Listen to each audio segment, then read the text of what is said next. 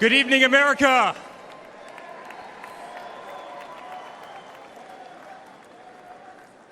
Eight years ago, my father sat our family down.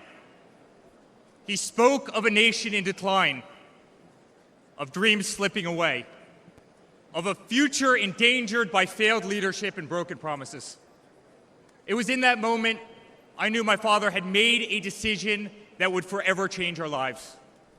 We realized he had chosen to step into the arena, to fight for the soul of America. He had decided to leave behind the comforts of an unbelievable business empire, to leave behind everything he had ever built, to answer the call to serve our nation. Unlike his predecessor, it was not a decision born out of necessity. Unlike the current president, it was not a decision that would enrich his family. Rather, it was a decision made out of love for this country and a deep concern for America's future.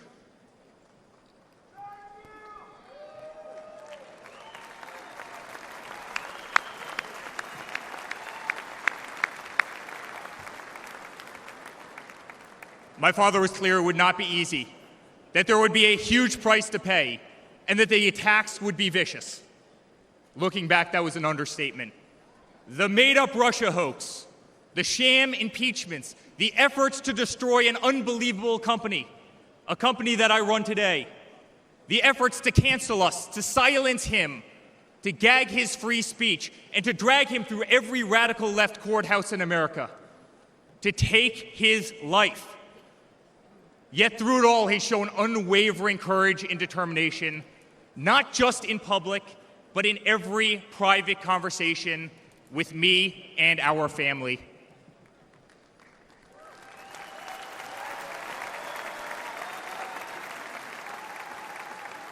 He stood tall, fueled not by personal ambition, but by a profound love for this country and a love for all of you, the American people.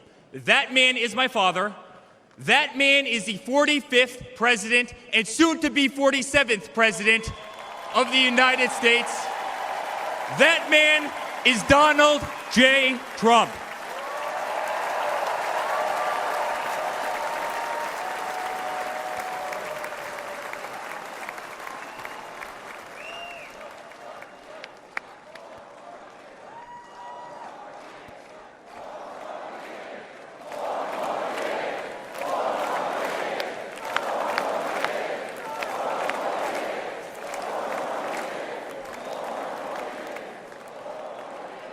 Each time I've stood on this stage, America has been at a dire crossroads.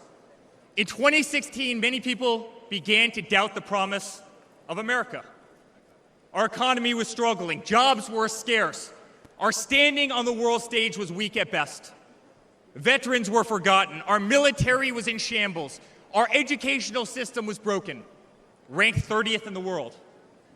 He could no longer tolerate an inept administration that handed $150 billion to Iran, a country that chants death to America, or witness the continued attacks on our Constitution and our religious liberty, or see the disrespect shown to our unbelievable law enforcement officers who are being disarmed, defunded, and persecuted each and every day. He could no longer stand to see words like Christmas stripped from public use, or the Pledge of Allegiance removed from our schools.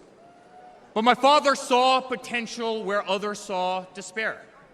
Donald Trump built the New York City skyline. He did so during a time when businesses were turning away from the city he loved.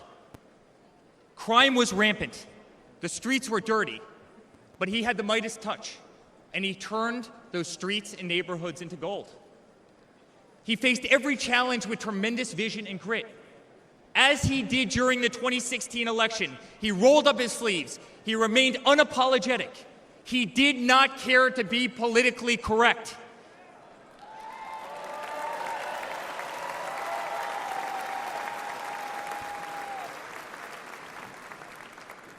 He restored hope.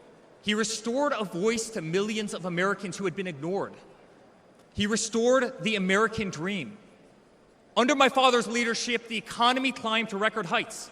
Jobs were created at an unthinkable pace. Unemployment reached historic lows across all demographics. Wage growth soared. He cut taxes for hardworking families and businesses. He slashed regulations. We saw the greatest 401k increase in American history.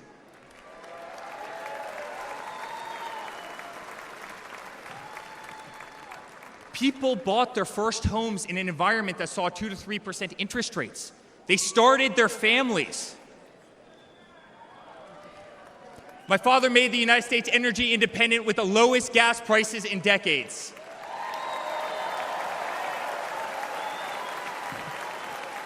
My father made the United States safe. Our borders were closed. There was peace in the Middle East. Soleimani, al-Baghdadi, the terrorists were dead.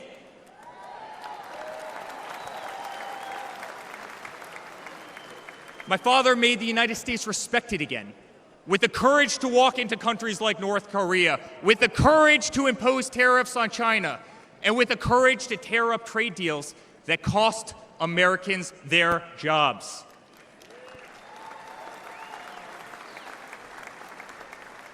He brought manufacturing back to America. Small businesses flourished. He did what he promised. He put America first. We were winning. Donald Trump made America great again.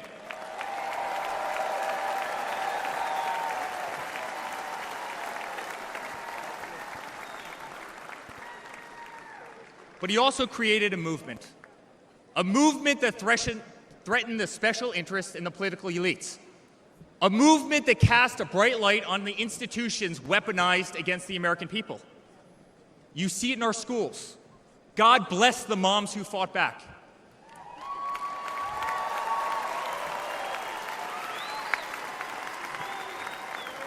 You see it in your workplace. You see it on every news station, in every newspaper. You see it in the military. The most iconic military installations on planet Earth are stripped of their identity and renamed. Fort Bragg, Benning, Fort Hood. You see it in Hollywood. You see it in our two-tier judicial system. They don't even hide it anymore. My father has been censored. The former president ripped off to Twitter, Instagram, and Facebook while terrorist organizations remain intact. My father has been persecuted, targeted by far-left Democrats funded by special interest groups and hand-picked judges. My father has been pulled off the ballots of states, radical justices attempting to defy the will of millions of Americans who adore who he is and what he stands for. My father even became the target of an assassin who almost killed America's single greatest hope for our future. The swamp is terrified of this incredible movement. They're terrified of it. They're terrified of you and the tens of millions of people watching us on TV right now. They've tried everything to keep him from you, everything, to destroy his legacy, to destroy his family. They have failed, and they will not win.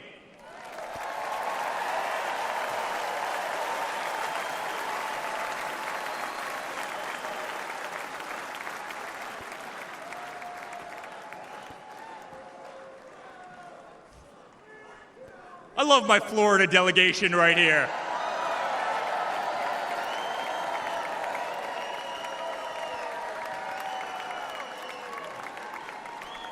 Thank you, Vance. My father stands before you with the most votes of any Republican candidate in the history of our nation. He has defied the predictions of every political pundit. He fills stadiums across our country. He energizes Americans to the issues facing this nation and does so with unvarnished honesty.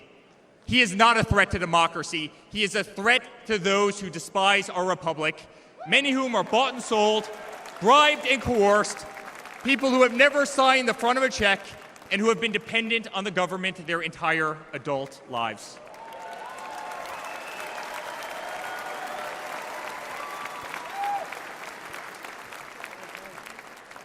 Today, as it was in 2016, America's at that crossroads again. Energy prices are soaring, interest rates are crippling, everything is unaffordable. The US dollar has been diminished, inflation has made it impossible for Americans to live, to save for their future. Our infrastructure is crumbling, our border is out of control. Millions are dead and displaced in Russia and Ukraine, a war that has no end and a war that we are funding. The Middle East has become a hornet's nest. Our greatest ally, Israel, totally under siege. Fentanyl is killing our youth and destroying families, while the current administration stands idly by, hoping their inaction will import illegal votes. Crime terrorizes our cities and our suburbs as far-left policies handcuff police. Male athletes, guys my height, 6'5", are swimming in women's sports.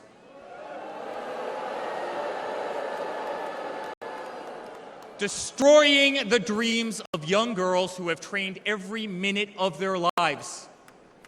We no longer trust our elections, we no longer trust our judicial system, and we no longer believe that our government is working in our best interest.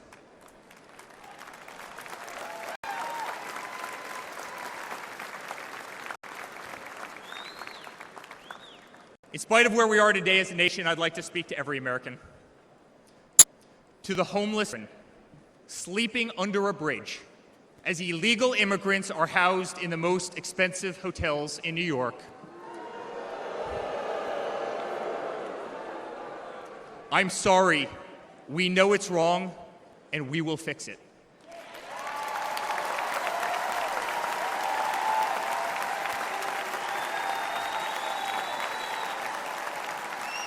To the single mother who can no longer afford her rent, afford groceries, and has been forced to work 3 jobs, I'm sorry. It does not have to be this way. To the parents who lost a son or daughter to fentanyl, including the incredible woman that spoke the other night, while an administration does absolutely nothing, I'm sorry. Your government can do so much better, and it will.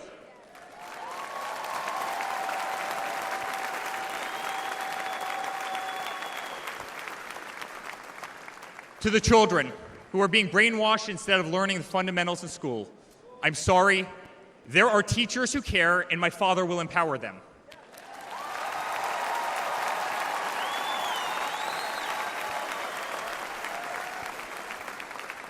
To the law enforcement officers, our brave Border Patrol, Secret Service agents who work every single day to protect our communities, knowing damn well that the system will throw you under the bus, I'm sorry.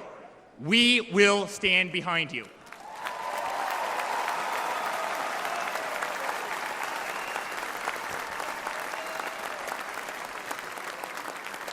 To commuters often petrified to take a bus, take a train, or walk the streets in cities across our nation, I'm sorry. That man right there will fix this.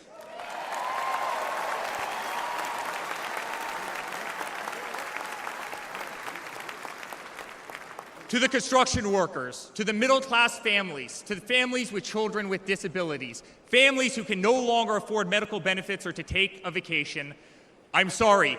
We will make America great again.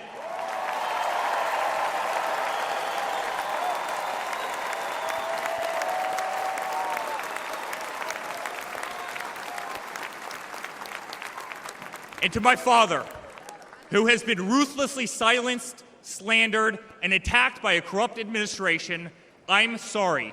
We know, and America knows, that they're not just after you, they're after all of us, and you just happen to be standing in their way.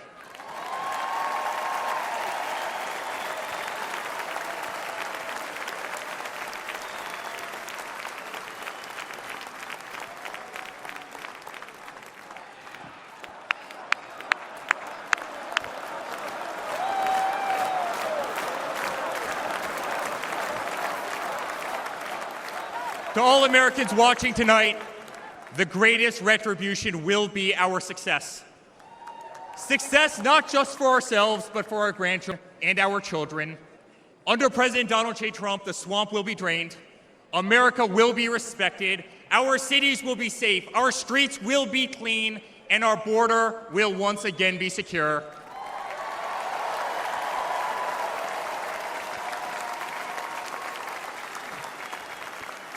We will have peace.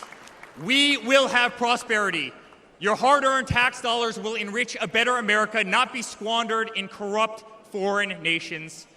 Education will be handed back to the states.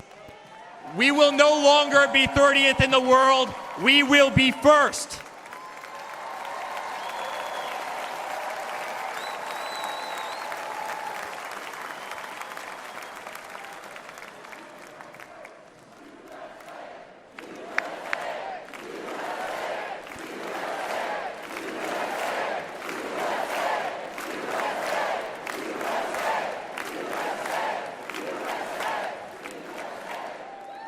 Our children will understand family, our children will have values, and our children will love God.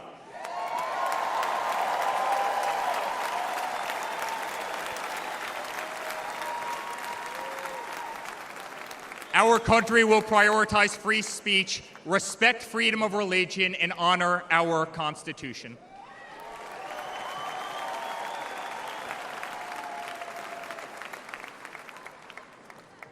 As his son, I've never been more proud of a person in my life. A man who has defied all odds more than once. A man who believed in the promise of America when others turned away. A man who saw a nation in need of a champion and answered that call with unwavering determination and courage. A man who survived a bullet that was intended to eliminate him permanently from our future and from our family. Never have I been more proud to be a Trump.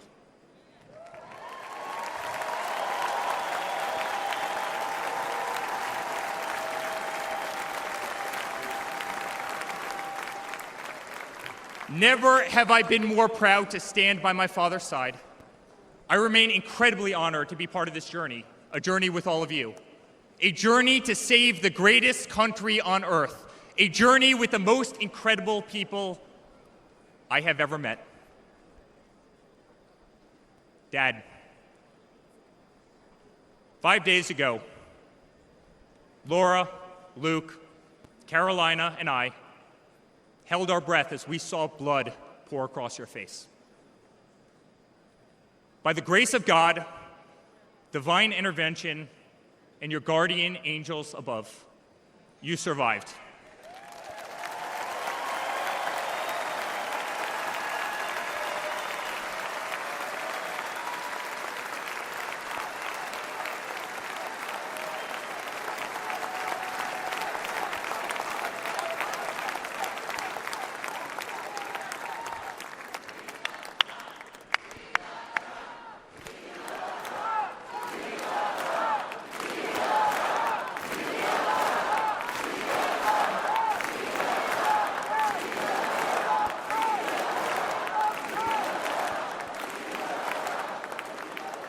You are the greatest fighter I have ever seen.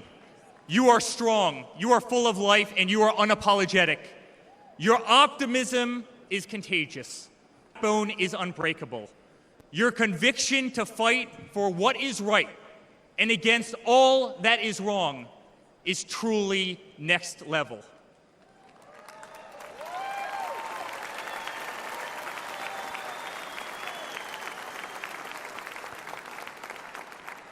The whole world saw your strength as you stood up. You wiped the blood off your face, and you put your fist in the air in a moment that will be remembered as one of the most courageous acts in the history of American politics. You shouted, "Fight! Fight! Fight!"